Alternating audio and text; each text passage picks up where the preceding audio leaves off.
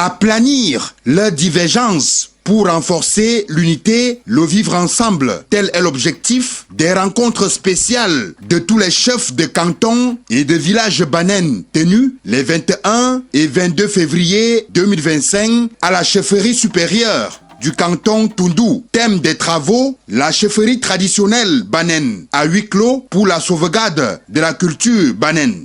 C'est-à-dire, aujourd'hui, le festival Banen va maintenant tenir tous les 2 ans.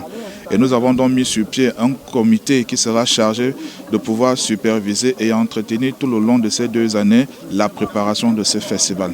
Et nous nous sommes aussi donnés pour mission de pouvoir rassembler tous nos fils qui sont partout ailleurs autour d'un seul festival et unique festival, parce que la disparité fait en sorte que nos forces puissent être éparpillées. Édition spéciale historique de par l'accueil des chefs au Carrefour Dubaï, sur la bretelle Yaoundé Bafoussam, le rassemblement des groupes de danse au Carrefour Entrée Mission 4 et surtout la marche des ancêtres pour purifier le village et rassembler.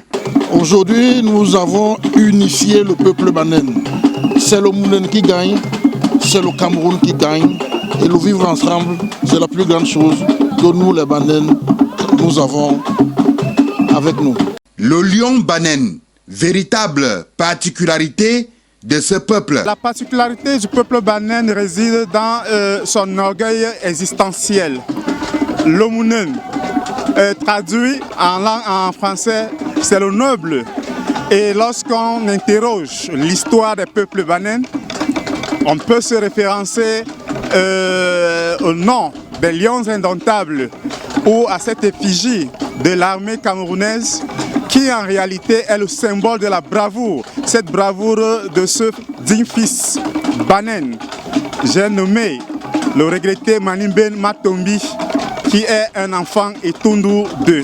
Les fils et filles Banen du Cameroun et de la diaspora invités à participer davantage au renforcement de la culture et de la protection du patrimoine matériel et immatériel de leur village. C'est d'abord une fierté pour nous, pour relancer, n'est-ce pas, la culture Banen, ce riche patrimoine qui nous a été légué par les parents.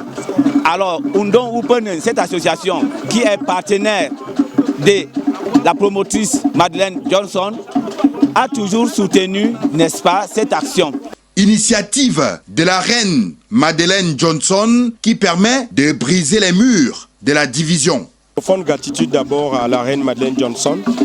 Je voudrais que la communauté Banen soit consciente des engagements qui sont les siens et qu'elle s'engage à être du bon côté de l'histoire. Le flambeau de l'organisation de la 8e édition des rencontres culturelles et traditionnelles du peuple Banen en 2027 est transmis à la commune de Nitoukou. Suzanne Evelyne Dié, représentante du sous-préfet de l'arrondissement de Ndikilmeki, Patrice Bessoubel, maire de la commune éponyme, sont présents pour encourager la paix au sein de ce peuple.